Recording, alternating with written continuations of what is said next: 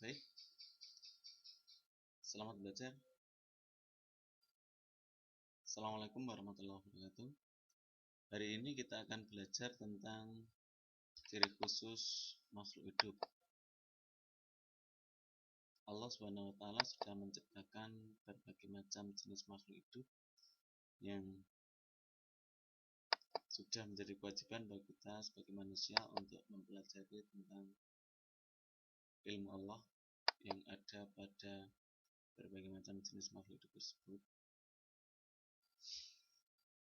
Yang kita pelajari di sini adalah tentang ciri khusus dari beberapa jenis hewan dan tumbuhan.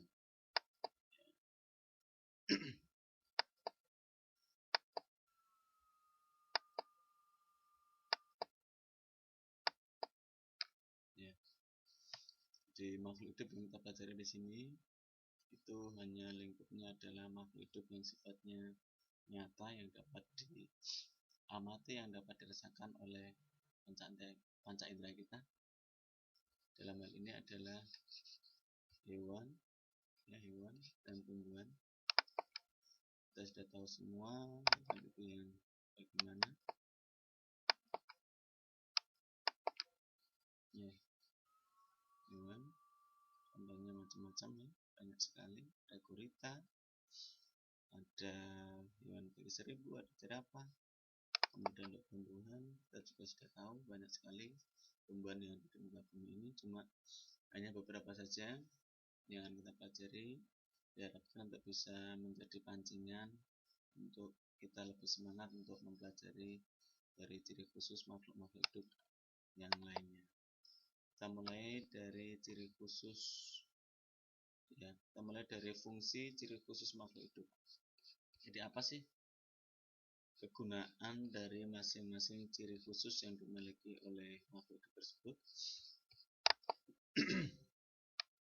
Beberapa jenis hewan dan tumbuhan memiliki ciri khusus yang berfungsi: satu, mencari makanan untuk memenuhi kebutuhan hidupnya. Yang kedua, menyelamatkan diri dari serangan musuh agar tetap bertahan hidup. Jadi itu tujuannya ada dua, fungsinya itu, yaitu yang pertama, bagaimana agar baik hewan maupun tumbuhan tersebut dengan ciri khususnya itu mampu untuk mendapatkan makanan agar tetap bisa hidup.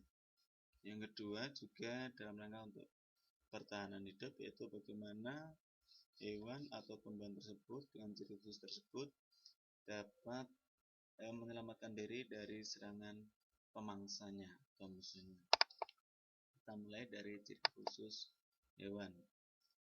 Yang pertama yang kita pelajari ciri khususnya adalah kelelawar. Ya. Jadi ini adalah jenis mamalia atau hewan yang menyusui. Mempunyai kebiasaan kelelawarnya akan tidur pada siang hari dengan keadaan menggantung terbalik. Ya, menggantung terbalik.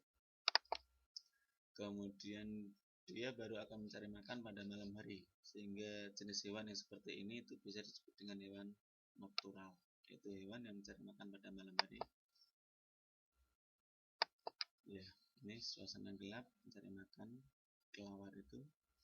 Kemudian yang jadi pertanyaan adalah mengapa sih walaupun mencari makan pada malam hari yang suasananya itu sangat gelap, ya, tapi kelelawar itu dapat dengan enjoy-nya, dapat dengan mudahnya berterbangan dalam kegelapan tanpa menabrak atau berbenturan dengan benda-benda yang ada di sekitarnya. Hal ini karena kelelawar memiliki ciri khusus yang disebut dengan kemampuan ekolokasi, yaitu suatu kemampuan menggunakan gelombang bunyi untuk mengetahui posisi mangsanya. Ketika pada saat terbang, kelelawar mengeluarkan bunyi berfrekuensi tinggi atau biasa disebut dengan bunyi ultrasonik yang akan mengenai benda-benda dan akan menimbulkan pantulan. Nah, pantulan inilah yang akan ditangkap oleh kelelawar sehingga ia dapat mengetahui ukuran, jarak, dan arah benda pada waktu yang singkat. Dengan cara seperti ini kelawar tidak akan menabrak rantingan pohon atau apa yang ada di sekitarnya. Dengan kemampuan ekolokasi ini juga dia akan mampu mengenali makanannya, mana yang sudah siap untuk dimakan dan mana yang belum. Gitu. Jadi dengan kemampuan ekolokasi ini, kelelawar mampu untuk mengetahui posisi, jarak, ukuran benda-benda yang ada di sekitarnya. Ini adalah ciri khusus dari kelelawar, yaitu memiliki kemampuan ekolokasi. Yang kedua, kita akan belajar tentang ciri khusus dari cicak atau tokek. Ya, sudah sering ya kita lihat cicak di sekitar rumah kita. Bagaimana cicak itu mempunyai kemampuan yang istimewa. Ia dapat dengan santainya, dengan tanpa rasa takut berjalan di dinding rumah kita, walaupun dinding rumah kita itu berdiri tegak lurus dengan tanah yang kita tempati tanpa jatuh. Ya, mengapa demikian? Karena pada telapak kakinya terdapat struktur lapisan yang bersifat lengket dan tampak seperti gulatan-gulatan yang berfungsi sebagai pelekat. Ya. Ini ciri khusus pada cicak. Yang pertama itu pada kakinya terdapat bantalan atau gulatan-gulatan yang bersifat sebagai pelekat atau kakinya berpelekat. Gitu. Kemudian ciri khusus yang kedua, agar cicak ini dapat bertahan hidup, dia dibekali oleh Allah Subhanahu wa Ta'ala kemampuan untuk autotomi, yaitu suatu kemampuan untuk mengelabui musuhnya dengan cara memutuskan ekornya. Ya, dengan cara memutuskan ekornya. Tujuannya apa? Yaitu untuk mengelabui musuhnya. Jadi, ketika cicak ini misalkan diterkam oleh seekor kucing, maka dengan cepat dia akan memutuskan ekornya. Ekornya ini akan terlalu bergerak, sehingga kucing akan tertipu, dia menerkam ekornya, sementara tubuhnya ini akan melarikan diri untuk menyelamatkan dari terkaman si kucing tadi. Itu adalah ciri khusus yang kedua dari cicak. Yang pertama memiliki kaki yang berpelekat. Yang kedua ciri khususnya dia memiliki kemampuan autotomi, yaitu memutuskan ekornya untuk mengelabui musuhnya. Berikutnya yang kita pelajari adalah ikan lele. Ya. Ikan ini hidup di air tawar. Dia tidak mengandalkan mata untuk mencari makan yang tersembunyi di dasar sungai yang berlumpur dan gelap. Tapi ia mengandalkan kumis atau mise yang merupakan organ indera khusus. Jadi ciri khusus dari si lele ini, dia memiliki kumis atau misai.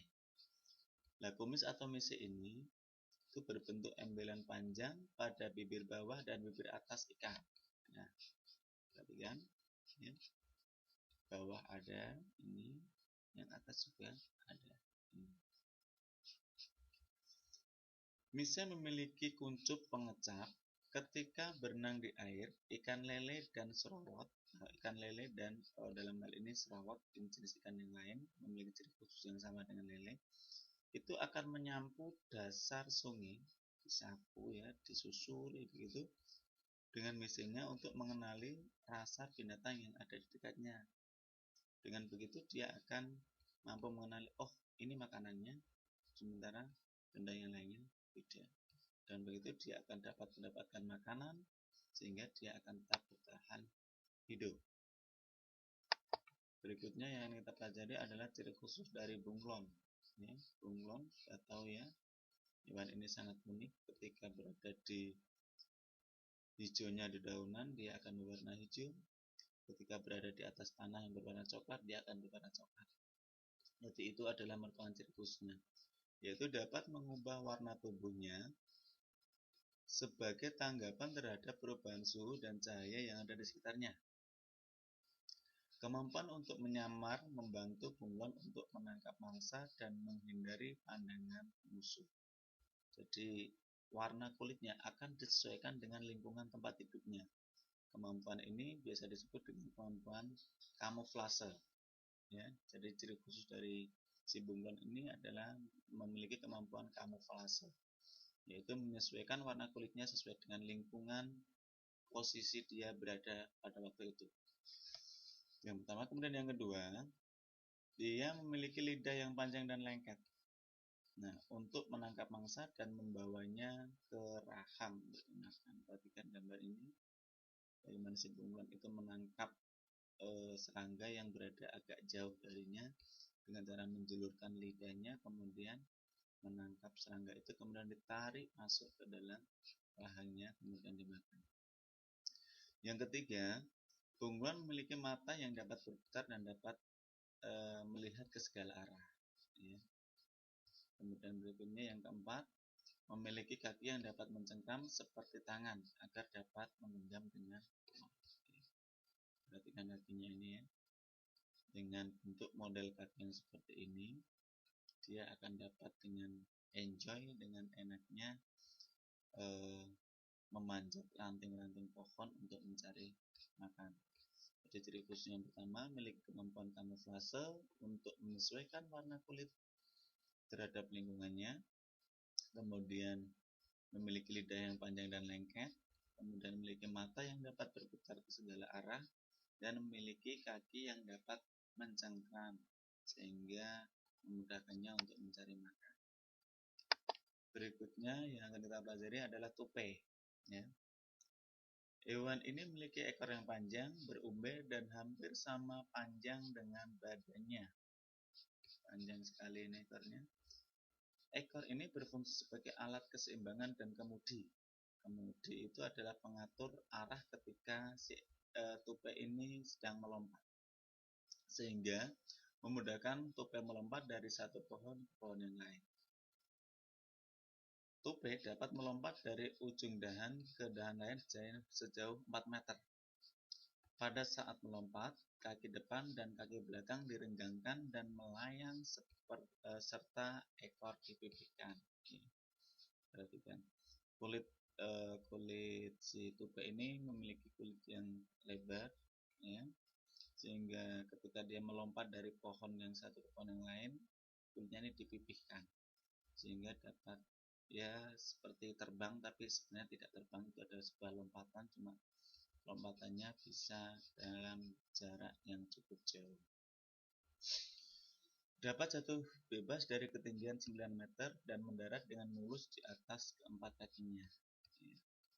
Kemudian juga memiliki mata yang jeli untuk memperkirakan jarak yang tepat ketika melompat. Itu adalah ciri khusus dari tupai. Berikutnya kita akan belajar ciri khusus dari ikan penyumpit. Ya, jadi mungkin ikan ini sekitar kita jarang sekali kita temui, tapi sebenarnya ada jenis ikan yang dia itu walaupun hidup di air, tapi makanannya itu ada di darat. Nah, bagaimana ikan ini dapat mendapatkan makanan? Jadi hewan ini itu menyerang mangsa yang berada di atas air tempat tinggalnya dengan cara menyemprotkan air ke udara untuk menjatuhkan serangga dari tumbuhan atau di udara. Ya, semprotkan, ditembak dengan air, serangganya jatuh ke air, kemudian dimakan. Selain itu, ikan ini juga dapat melompat dari air untuk menyergap serangga yang hinggap di daun atau dahan yang menggantung di atas air. Dia juga dapat melompat untuk menangkap serangga. Jadi selain dapat menembakkan air atau disebut dengan ikan penembak, dia juga dapat melompat untuk mendapatkan makanan. Selanjutnya yang kita pelajari di sini adalah burung hantu. Jadi hewan ini mencari mangsa pada malam hari dan tidur pada saat siang hari. Jadi memiliki kesamaan perilaku dengan kelelawar. Ya. Juga disebut dengan hewan nocturnal juga, karena mencari makan pada malam hari. Ia menggunakan mata dan telinga yang tajam untuk menangkap mangsanya. Ia menggunakan mata dan telinga yang tajam untuk menangkap mangsanya. Kemudian dapat dengan cepat memusatkan bola mata dalam kegelapan. Pupil mata dapat menyerap cahaya yang ada di malam hari sehingga burung hantu dapat melihat walau cahayanya sedikit. ya. Jadi kalau tadi kelawar dia mengandalkan suaranya untuk berekolokasi, kalau si burung hantu ini dia mengandalkan matanya yang tajam. Ketika berburu, burung hantu mengeluarkan suara sehingga membuat takut mangsanya. Ketika mangsanya sudah ketakutan itu, gerakan mangsa yang ketakutan terdengar oleh burung hantu sehingga dapat menemukan letak mangsanya. Selain itu, burung hantu juga dibekali dengan bulu sayap burung yang sangat halus dan lembut sehingga burung hantu dapat terbang tanpa suara dan dapat menyambar mangsanya dengan diam-diam. Ya. Jadi bulunya ini sangat halus sehingga ketika terbang tidak menimbulkan suara, tidak menimbulkan kepakan dari sayap ini enggak, tapi tidak menimbulkan suara. Dengan demikian ia dapat mudah menangkap mangsanya. Berikutnya yang kita pelajari adalah bebek. Ya, sudah sering ya melihat bebek. Jadi mengapa kakinya berselaput? Hal ini untuk memudahkan supaya bebek ini dapat berenang, ya, memudahkan untuk berenang karena dia mencari makan di perairan. Selain itu memiliki paruh yang berbentuk pipih dan lebar untuk memudahkan mencari cacing di dalam lumpur. Perhatikan paruhnya ini ya, agak pipih dan lebar, beda dengan paruh ayam, paruh burung pipih atau paruh elang. Jadi hal ini digunakan untuk mendapatkan makanannya, ya, memudahkan mencari cacing di dalam lumpur. Selain itu jika bulu bebek selalu berminyak sehingga bebek tidak basah walau berendam di dalam air dalam waktu yang lama, ya. Jadi bulunya ini selalu dilapisi oleh minyak sehingga walaupun harus berendam di dalam air seharian tetap kering. Kita tahu sifat minyak itu tidak bisa menyatu dengan air. Jadi air akan segera jatuh dari bulu bebek ini karena bebek ini dilapisi oleh minyak. Berikutnya kita akan belajar tentang ciri khusus unta. Jadi unta itu memiliki punuk. Apa sih fungsi punuk ini? Hal ini berhubungan dengan tempat tinggal dari unta itu. Jadi habitat asli atau tempat tinggal asli dari unta ini adalah di padang pasir atau di daerah yang sangat jauh dari sangat sulit untuk mendapatkan air. Untuk itu maka unta ini dibekali dengan punuk, yaitu gundukan lemak yang menyediakan cari makanan bagi hewan ketika kesulitan makanan dan kelaparan. Kemudian yang kedua, dia juga dibekali bulu mata unta memiliki sistem pengaitan, sehingga dalam keadaan bahaya bulu ini secara otomatis menutup. Bulu mata yang saling berkaitan ini mencegah masuknya debu ke mata, ya. Jadi dia hidup di padang pasir. Ketika ada debu yang berterbangan, maka matanya akan terlindungi dengan bulu mata ini, dengan bulu mata. Oke, selanjutnya selain itu juga memiliki hidung dan telinga yang ditutupi oleh bulu panjang agar terlindungi dari debu dan pasir. Juga telinga dan matanya dan hidungnya dilindungi oleh bulu yang panjang. Kaki unta memiliki ukuran yang sangat besar, diciptakan untuk membantunya berjalan di atas pasir tanpa terprosok. Ya, perhatikan nih kaki unta. Ya, perhatikan dengan bentuk kaki yang seperti ini dia dapat berjalan di atas pasir tanpa terjerembab, terprosok, kakinya masuk ke dalam pasir yang dalam. Kaki unta memiliki telapak yang luas dan menggembung. Selain itu, kulit tebal khusus di bawah telapak kaki merupakan perlindungan terhadap pasir yang sangat panas. Itu adalah ciri khusus dari unta. Memiliki punuk, kemudian memiliki bulu mata, kemudian hidung dan telinga ditutupi oleh bulu yang panjang, Selain itu juga memiliki kaki yang besar dan telapak kaki yang luas. Selanjutnya kita akan belajar tentang ciri khusus terenggiling. Terenggiling ya, tahu terenggiling? Hewan yang akan menggulungkan tubuhnya jika merasa terancam. Hewan ini memiliki cakar yang kuat untuk menarik rayap dan semut dari sarangnya. Cakar yang kuat. Kemudian tidak memiliki gigi, tetapi memiliki lidah yang panjang dan lengket yang dapat dijulurkan untuk memperdaya mangsanya. Ya, lidahnya panjang dan lengket, dijulurkan ke lubang semut, kemudian semut akan mengira ini adalah makanan semut. Ketika sudah menempel di sini, akan ditarik ke dalam mulutnya, kemudian dimakan. Kemudian memiliki sisik yang tebal dan keras, ya, sisik yang tebal dan keras, dan dapat menggulungkan tubuhnya seperti bola untuk melindungi diri. Dan ini adalah perilaku dari terenggiling ketika sedang terancam, akan menggulungkan tubuhnya. Dan tubuhnya itu dilindungi oleh sisik yang keras sehingga dia akan aman dan selamat dari pemangsanya. Hewan berikutnya yang akan kita pelajari adalah landak. Landak termasuk hewan pengerat atau rodensia, jadi sejenis tikus, memiliki perilaku yang sama dengan tikus, yaitu senang mengerat. Memiliki rambut yang tebal dan berbentuk duri yang tajam. Rambutnya tebal, berbentuk duri. Nah, ketika merasa terancam, maka duri-duri ini akan berdiri.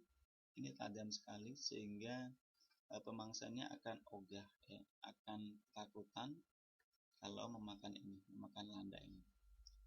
Jenis landak semut memiliki bentuk mulut yang moncong agar dapat menangkap semut yang ada di lubang yang kecil. Ya. Jadi landak itu jenisnya macam-macam. Ada landak semut yang bentuk mulutnya yang seperti ini, moncong. Dengan begitu dia dapat menangkap semut yang ada di lubang yang kecil. Berikutnya ya, walang sangit. Mungkin yang sering menanam padi atau bapak ibunya seorang petani mungkin sering menemui walang sangit ini. Ini adalah jenis hewan penghisap cairan tanaman dari tangkai bunga atau pane sulai, dan juga cairan buah padi yang masih pada tahapan masak susu sehingga menyebabkan tanaman kekurangan hara dan menguning atau mengalami klorosis, dan perlahan-lahan akan melemah dan mati. Untuk melindungi diri, untuk pertahanan diri, ia mempunyai ciri khusus mengeluarkan aroma yang menyengat hidung, yaitu aroma yang tidak enak, ya, sehingga dinamakan sangit. Maka jenis hewan ini dikenal dengan walang sangit, yaitu mengeluarkan bau yang menyengat hidung dan tidak enak. Berikutnya kita akan belajar tentang cumi-cumi. Jadi banyak cumi-cumi yang dapat mengubah warna tubuhnya dari coklat menjadi ungu, merah, atau kuning sebagai kamuflase agar terhindar dari ancaman pemangsanya. Jadi memiliki kesamaan dengan bunglon tadi. Jadi sama-sama mampu berkamuflase, menyesuaikan warna kulitnya dengan lingkungan tempat hidupnya untuk menghindari dari ancaman pemangsa. Selain itu, cumi-cumi juga akan menyemprotkan tinta untuk menghindari musuhnya. Ya, akan menyemprotkan tinta ini, jadi untuk melindungi dari musuh. Ketika ada musuh mendekat, dia akan menyemburkan tinta sehingga perairan di sekitarnya akan menjadi pekat, menjadi gelap, terhalang oleh semburan tinta tadi, sehingga dia dapat lari untuk menyelamatkan diri. Itu ciri khusus dari cumi-cumi, kamuflase dan menyemprotkan cairan tinta. Berikutnya yang akan kita pelajari adalah ciri khusus dari kata. Bagi kata, melakukan kamuflase atau penyamaran agar seolah-olah tubuhnya beracun adalah trik untuk menghindari dari predator atau pemangsa. Perhatikan mengapa kata itu kulitnya seperti ini, seperti sesuatu yang menakutkan yang jika dimakan akan meracuni tubuh makanya. Ini adalah suatu trik dari si kata ini agar terhindar dari serangan musuh. Kemudian kata memiliki lidahnya yang panjang dan lengket, sehingga serangga yang mendekat dapat dengan cepat disambar atau dimakan dan tidak berkutik lagi. Berarti kan ada beberapa jenis kata yang memiliki lidah yang panjang. Dia akan menangkap serangga dengan cara menjulurkan lidahnya. Jadi menjadikan tubuhnya seperti tampak beracun dan memiliki lidah yang panjang adalah ciri khusus dari kata. Selanjutnya ya, loweng atau kaki seribu. Hewan ini ketika dalam keadaan terancam akan melingkarkan tubuhnya rapat-rapat membentuk spiral seperti obat nyamuk. Ya, ini. Jadi ini adalah suatu posisi atau suatu perilaku ketika dia sedang terancam menggulungkan tubuhnya. Selain itu akan mengeluarkan bau busuk yang akan mengusir predator pengganggunya. Ya, ketika sudah posisi seperti ini, dia juga mengeluarkan bau yang tidak enak atau bau busuk. Itu adalah triknya agar dapat menyelamatkan diri. Sementara ketika mencari makan, ya dia berjalan bentuk aslinya seperti ini, memanjang ya, memanjang. Tapi ketika dalam keadaan bahaya, dia akan menggulungkan tubuhnya dan mengeluarkan bau yang busuk. Selanjutnya yang kita pelajari adalah kuda laut. Nah, kuda laut ini merupakan satu-satunya spesies yang jantannya dapat hamil. Jadi secara umum hewan itu yang mengandung, yang hamil itu adalah yang betina atau yang perempuan atau yang wanita. Tapi untuk kuda laut ini pengecualian. Jadi dia yang mengandung itu yang jantan, yang laki-laki. Kuda laut jantan ini memiliki kantong perut yang besar dan pembuka seperti celah di bagian dasar perutnya. Ya, kantong yang besar, perhatikan. Ya. Kuda laut betina akan meletakkan lebih 100 telurnya langsung ke dalam kantong perut itu, dan kuda laut jantan membuahi telur saat dijatuhkan. Ya. Seperti ini yang betina, yang jantan. Si yang betina mengeluarkan telur pada tubuh yang jantan, kemudian dibuahi, artinya sel sperma dari yang jantan ini keluar untuk membuahi sel telur tadi, sehingga yang mengandung yang jantan. Kuda laut juga memiliki baju yang disebut dengan zirah atau dikenal dengan baju besi karena kerasnya, yang berfungsi untuk melindungi bahaya. Ya, melindungi bahaya. Jadi ini sangat keras sekali. Baju zirah itu sangat keras seperti batu, bahkan tidak bisa dihancurkan hanya dengan tangan manusia. Dengan begitu, si kuda laut ini akan dapat bertahan hidup, ya, akan dapat bertahan hidup dengan baju zirah tadi atau dengan kulit yang keras tadi. Sekian, terima kasih untuk pembelajaran kita kali ini. Kita akan ketemu pada pembelajaran yang akan datang. Bye-bye.